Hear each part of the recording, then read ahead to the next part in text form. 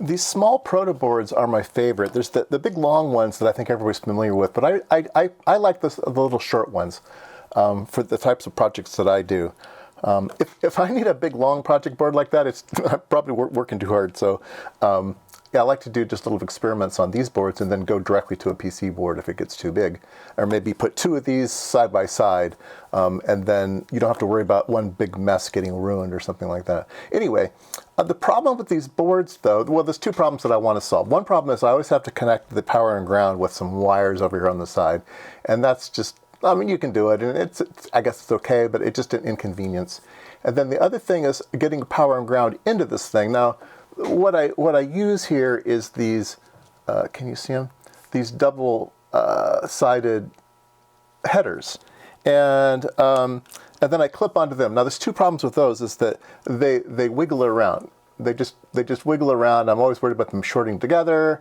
And then I'm also, when I clip on to one, and then I put another ground on top of that, and another one on top of that, and then they just kind of pop off the top. And I want a loop. I want a loop. And when I connect it to the loop, I know it's not going to come off. And the loop allows me much more places to attach things. So that's the two things that I want. I want to connect these two together, and I want to have a loop. All right. Now, I've attacked this problem before when I was doing my TTL 8-bit computer. I have a playlist if you haven't seen that. I build a complete 8-bit microprocessor computer out of TTL parts. And in prototyping that board, I built a lot of funny little boards here that did different things. And this is the one here that you imagine that it's cut off here. So it has some points here and here that are actually this circuit right here. It connects the top and the bottom. Now, what this one did, it also added a reset switch. And it also added,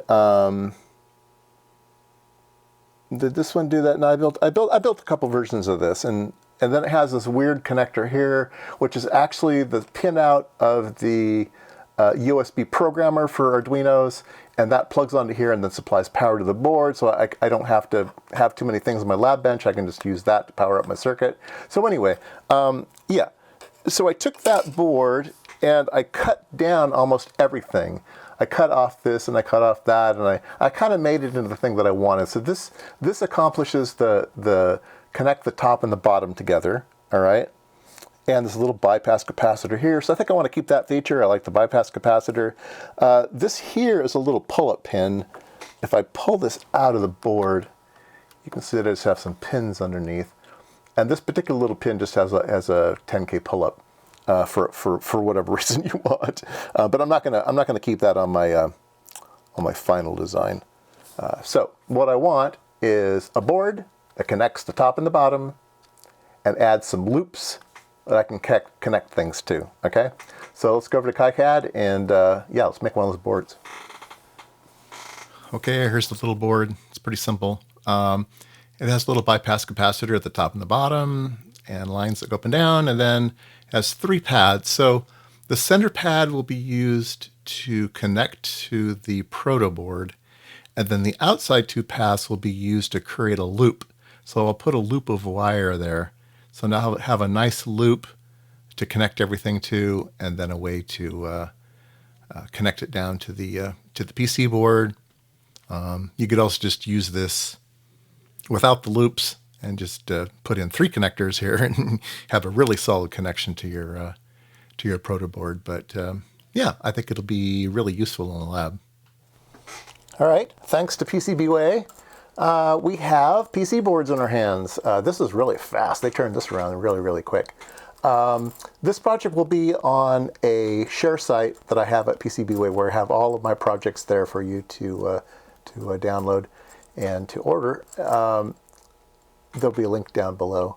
So these are the boards. They look very, very nice. Now, when you make these boards, okay, I'll show you the way that I intended on making them. Okay, so first of all, you take some of these headers, these 100 mil center headers, and you put put one on this end and one on that end so that they go into the board like that. Now, what I recommend though is these little black plastic pieces. Okay, those are just kind of slid on there, right? And so once you use them as spacers, so once you actually get it on the board, okay, take those off. They will just slide off. There we go. So you just slide it off. And on this side, let me just slide it off. All right. So you will end up with pins that are nice and long, but more importantly, when you put it in the actual thing, let's put it backwards. Oops. There we go. Talking and thinking at the same time doesn't do me any good. All right, so there we go. So now it'll end up being flush. That's the whole point of taking that little black spacer off. Otherwise, it'll be up off the board. So now it's nice and rigid. It sits there. It sits there right on the proto board. So I have built one up entirely, so we can show that off. So this is sort of how I imagined it. There'll be a loop of wire and a loop of wire. And there's actually a little 0805 capacitor there too. So I have a 0.1 microfarad and the loop. So, oops, that one I want to put it on this one. So there we go. So that's what it would look like in the board. You have these nice big loops. So now when I come along with my power and ground, okay, they're on loops and they can't slip off when I turn the board over. When they were just pins sticking straight up, they were always falling off. And now when I come in with my oscilloscope probe, I have another ground, and I can stack a whole bunch on this U-shaped piece of wire, and there's one at the bottom too, right? So I can oops, get that off. So I can always use the one on the bottom as well. So I've got a bunch of loops now to connect things to. Anyway, that's my idea. Take it or leave it. Yeah, I'm going to find it real useful. The boards that just had the, let me show it to you again.